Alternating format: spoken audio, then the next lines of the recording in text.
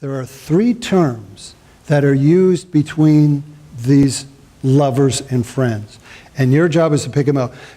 But first, the atmosphere's got to be right to hear this, okay? So the lighting guy's going to give us some subdued lighting. So yeah, okay, that's getting there. And now our tech guy's going to give us just the right music and pictures to go with this. And I'll start a condensed reading through the Song of Solomon. She says, "Let him kiss me with the kisses of his mouth, for your love is better than wine. I found him whom my soul loveth. I held him and would not let him go.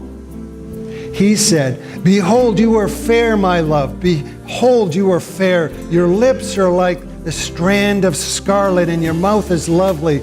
Your temples behind your veil like a piece of pomegranate. Your neck is like the Tower of David. Your two breasts are like the two fawns, twin gazelles which feed among the lilies. Until the day breaks and the shadows flee away, I will go my way to the mountain of myrrh and to the hill of frankincense. You are all fair, my love, and there's no spot in you. Come with me from Lebanon, my spouse. With me from Lebanon, look from the top of Mount Amana. You have ravished my heart, my sister, my spouse. You have ravished my heart with one look of your eyes, with one link of your necklace. How fair is your love, my sister, my spouse." I think Murphy was getting into that. Well, let's see how you did. What terms did you pick out that they said to each other? What names? My love. An obvious one, right? In a love letter, but yes, my love.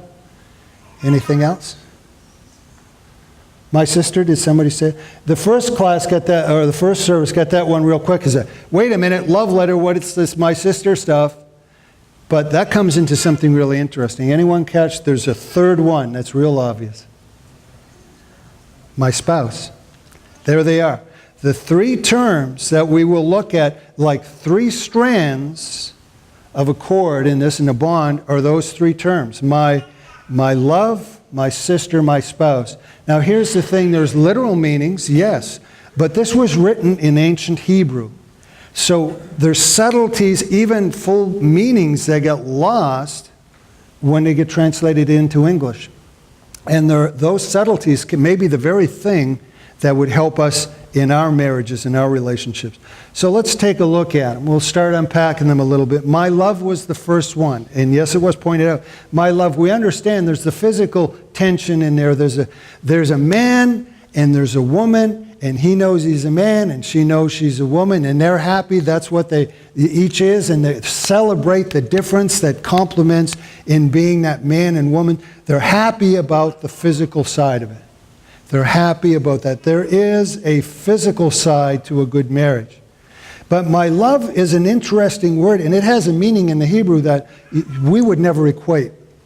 The word my love, the term, would be ra'i in the Hebrew, and it actually referred also to a social position. It referred to a person being an Israelite.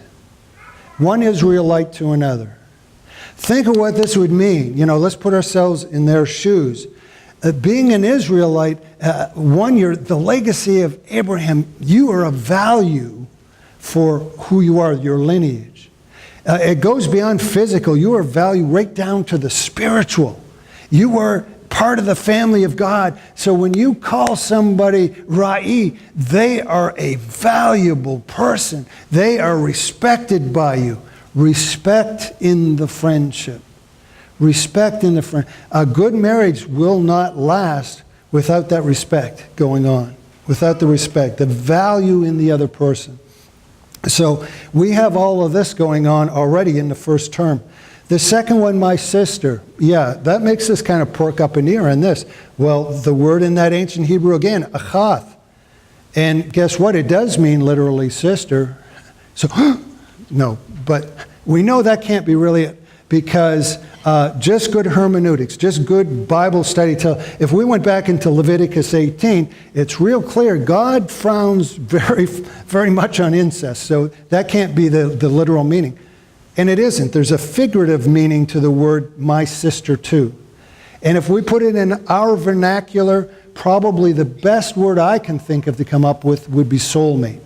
My soulmate is what's being said here. My soulmate.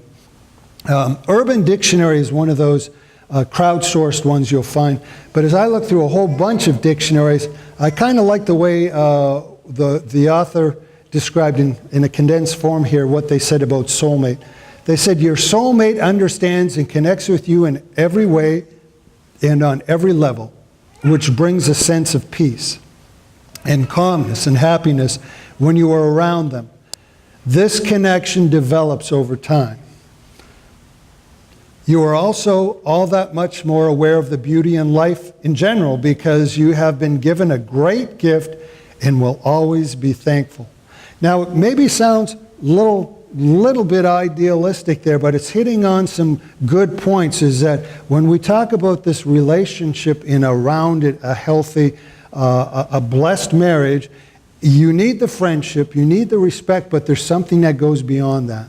And there's a unique connection. Now, in the full definition, this person kind of romanticized on that instant connection thing, you know, the instantly there. And I'm not saying that doesn't happen where we have instant chemistry with somebody, but the thing that makes it really work is the connection over time.